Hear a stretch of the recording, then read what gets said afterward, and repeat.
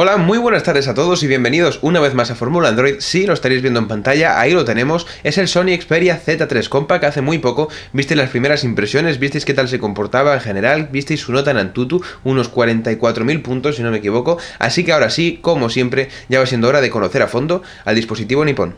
Bien, pues como ya es habitual, ya va siendo hora de comenzar conociendo un poco acerca de la parte física y las dimensiones del Sony Xperia Z3 Compact.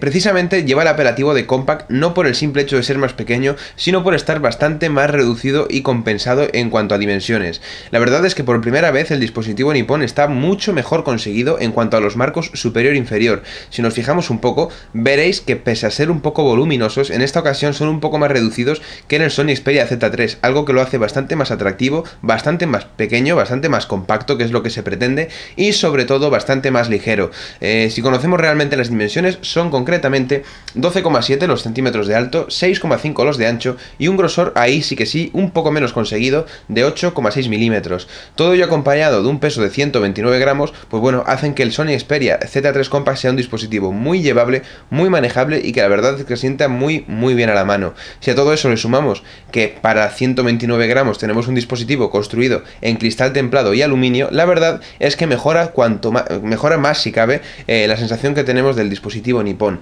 Además de eso, también hablar protección al agua y al polvo, IP6568, nos va a permitir sumergir el dispositivo en el agua hasta 1,5 metros de profundidad y durante un periodo de no más de 30 minutos. La verdad es que eso es un aliciente más para el que quiera adquirir el dispositivo.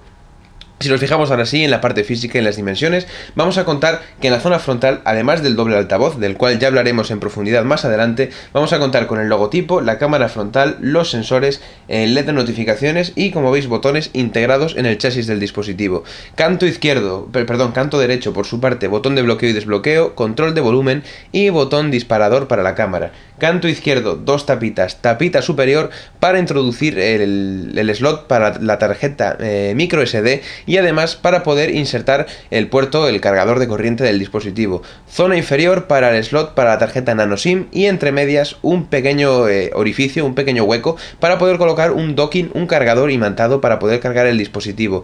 Zona superior jack de 3,5, zona inferior un pequeño orificio para poder insertar accesorios y demás, y carcasa trasera dedicada a la cámara de 20,7 megapíxeles con flash LED y los logotipos de NFC, Sony y Xperia. Decir únicamente que el dispositivo es de chasis unibody y por tanto no vamos a poder acceder a la batería, que en este caso es de 2600 mAh y de la cual ya hablaremos un poquito más adelante. Ahora sí, después de conocer un poco su parte física y sus dimensiones, ya va siendo hora de conocer verdaderamente su capa de personalización y su software.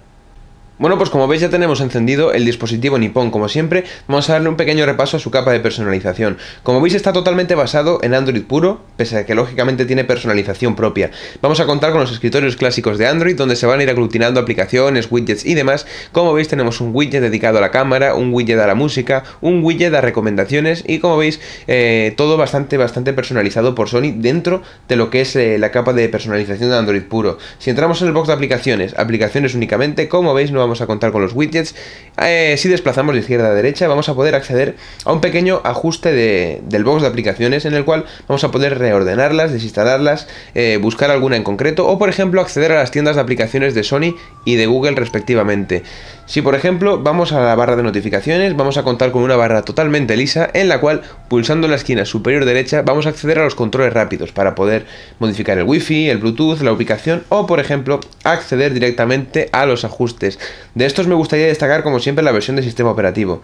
En este caso Android 4.4.4 KitKat, la última versión no lo es, porque la última es Android 5.0 Lollipop, pero sabemos que en breve lo recibirá y que de momento tenemos la penúltima versión de sistema operativo que no está nada mal. Por último, utilización de los botones inferiores. Botón Home no tiene ninguna función.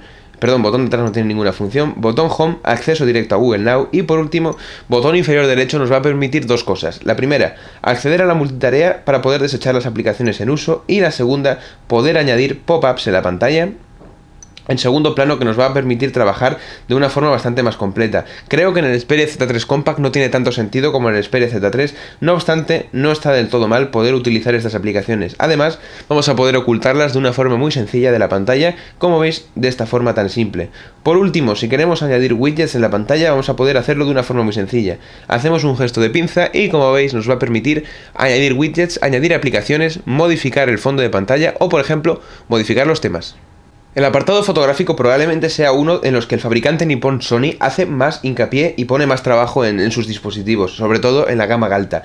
En este caso vamos a contar con una cámara de 20,7 megapíxeles, cámara trasera lógicamente, que tiene la posibilidad de grabar a 4K a 120 frames por segundo y además va a tener la opción de poderse grabar, de poder hacer fotografías cuando estamos en modo nocturno, en zonas con poca luz. Vamos a poder utilizar dentro de los ajustes manuales, todo hay que decirlo, la opción de colocar la ISO a 12800. Los valores ISO son la iluminación que podemos tomar en la imagen, y si colocamos la ISO a 12800 vamos a poder tomar imágenes en zonas de poca luz bastante más iluminadas, lo cual es un aliciente bastante interesante. Si nos centramos en la capa de personalización de lo que es la cámara del Sony Xperia Z3 Compact, de izquierda a derecha vamos a contar en la izquierda con un botón para modificar el flash, un botón para rotar la cámara y un botón para acceder a los ajustes propiamente dichos. Si vamos a la parte derecha, vamos a contar con el disparador y el botón para grabar vídeo, zona superior para el acceso directo a la galería y zona inferior derecha para acceder a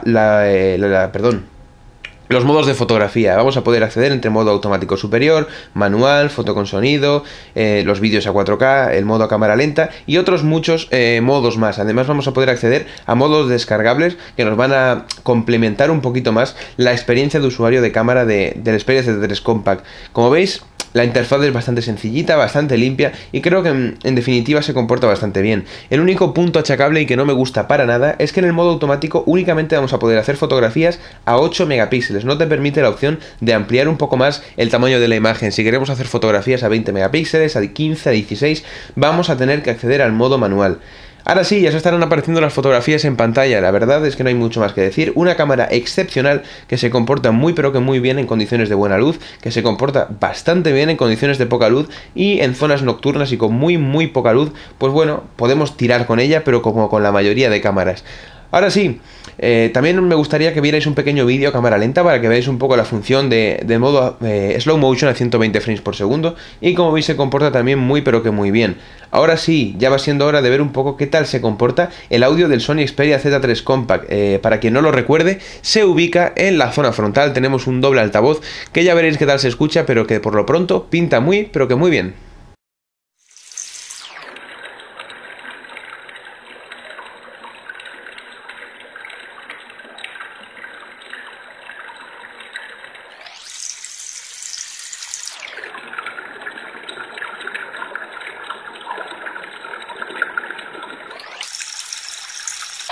Soy el capitán de este barco roto, soy el gilipollas que te sabe a poco, soy el corazón bastardo de Cupido que alejas del tuyo con cada latido, soy como un satélite orbitando un cuerpo que siempre se enfría en el mismo... Bueno, pues para variar ya va siendo hora de probar un poco qué tal se comportan las aplicaciones del dispositivo, qué tal rinde en general, no sin antes hablaros sobre la pantalla. La habréis visto mientras duraba el vídeo del audio, pero ya va siendo hora de hablar un poquito más a fondo sobre ella. Concretamente es un panel de 4,6 pulgadas con tecnología IPS y resolución HD, 1280 x 720 píxeles. Ya estaréis viendo en las imágenes que se comporta francamente bien, la interpretación de los colores es muy buena, aunque en ligeras pero muy pocas ocasiones es un poco sobresaturado debido a las tecnologías que utiliza Sony, como X-Reality Display o Triluminos, pero dentro de lo que cabe es una pantalla excepcional que pese a ser a 720p, la verdad es que se comporta muy pero que muy bien. Además también hay que reconocer que luego repercute tanto en la duración de la batería como en la experiencia general de uso y en la fluidez del terminal. Ahora sí, ya va siendo hora de comenzar y conocer un poco qué tal rinde y qué tal se comporta el dispositivo. Si os parece, vamos a acceder primero a la aplicación de YouTube para ver un poco tiempos de carga de vídeos y demás, para ver un poco la experiencia de uso. Uno cualquiera. Como veis ya nos ha cargado, vamos a ampliar. No tenemos ningún tipo de problema, vamos a retrasar y vamos a volver a ampliar. Y ya veis que... Vamos a esperar un poquito aquí. Que no tenemos ningún tipo de problema. Como veis, al hacer scroll no tenemos ningún tipo de lag, ningún tipo de inconvenientes. Y vamos a abrir otro más para hacer la prueba.